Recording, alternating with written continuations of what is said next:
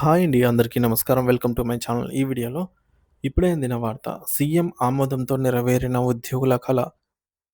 So, దీనికి సంబంధించిన పూర్తి తాజా సమాచారాన్ని వీడియోలో తెలుసుకుందాము. వీడియో అయితే ఎక్కడ గాని స్కిప్ చేయకుండా ఎండ్ వరకు చూసేయండి. అప్పుడే ఇన్ఫర్మేషన్ పూర్తిగా అర్థమవుతుంది.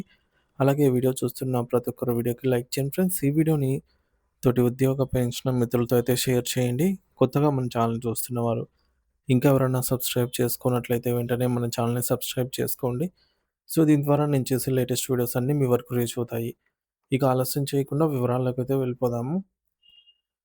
సో, ఫ్రెండ్స్ ఇక విషయానికొచ్చినట్లయితే తమిళనాడు రాష్ట్ర ప్రభుత్వ ఉద్యోగులు మరియు ఉపాధ్యాయుల దశాబ్దాల కల నెరవేరుస్తూ ముఖ్యమంత్రి ఎంకే స్టాలిన్ గారు 2026 జనవరి 3వ తేదీన ఒక చారిత్రాత్మక నిర్ణయాన్ని ప్రకటించారు. సుమారు 23 ఏళ్లుగా పెండింగ్‌లో ఉన్న పాత పెన్షన్ పునరుద్ధరణ డిమాండ్‌ను పరిష్కరిస్తూ తమిళనాడు పెన్షన్ పథకం అష్యూర్డ్ పెన్షన్ స్కీమ్ ఏపీఎస్‌ను శనివారం నాడు ఆయన అధికారికంగా ప్రారంభించారు. ఈ పథకం పాత పెన్షన్ విధానానికి ఓపీఎస్ సమానమైన ప్రయోజనాలను అందిస్తుందని ప్రభుత్వం స్పష్టం చేసింది. ఈ చారిత్రాత్మక ప్రకటనతో హర్షం వ్యక్తం చేసిన ఉద్యోగ సంఘాలు తాము తలపెట్టినటువంటి నిరసనలు మరియు సమ్మెను తక్షణమే విరమించుకున్నాయి.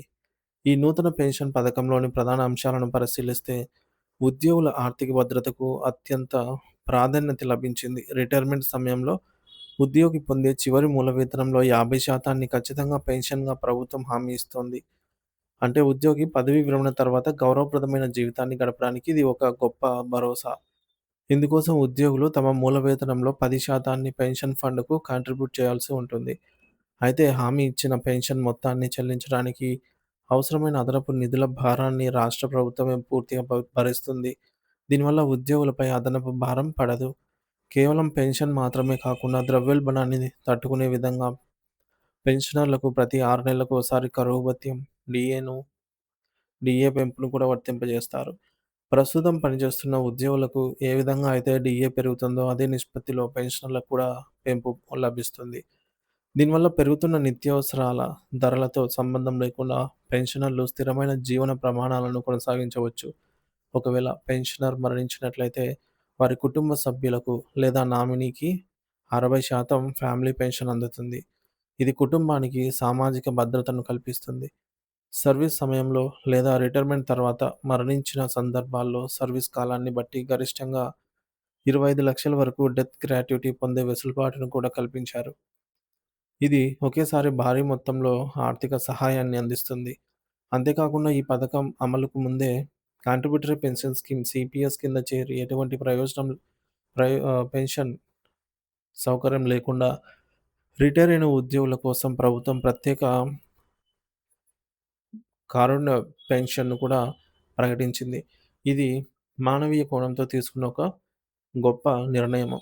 మరి ఈ పథకం అమలు చేయడం వల్ల తమిళనాడు ప్రభుత్వంపై భారీ ఆర్థిక భారం పడనుంది. ఒక్కసారిగా అంటే వన్ టైమ్ 13,000 కోట్ల రూపాయలు మరియు ప్రతి సంవత్సరం సుమారు 11,000 కోట్లు అదనంగా అయితే వ్యయాన్ని రాష్ట్ర ప్రభుత్వము భరించాల్సి ఉంటుంది. సో, ఇప్పుడుండే 13,000 కోట్ల రూపాయలకు అదనంగా అన్నమాట. ఇకపోతే ఉద్యోగుల సంక్షేమమే ధ్యేయంగా ప్రభుత్వం ఈ అడుగు వేసిందని చెప్పాలి. దేశవ్యాప్తంగా వివిధ రాష్ట్రాల్లో పాత పెన్షన్ కోసం పోరాటాలు జరుగుతున్న తరుణంలో తమిళనాడు ప్రభుత్వం ప్రవేశపెట్టిన ఈ అష్యూర్డ్ పెన్షన్ స్కీమ్ ఇతర రాష్ట్రాలకు కూడా ఒక మార్గదర్శిగా అయితే నిలుస్తుందని నిపుణులు భావిస్తున్నారు. రాష్ట్ర వ్యాప్తంగా లక్షలాది మంది ఉపాధ్యాయులు మరియు ప్రభుత్వ సిబ్బందికి ఇది నిజంగా ఒక నూతన సంవత్సర కానుకగా అయితే మారిందని చెప్పవచ్చు.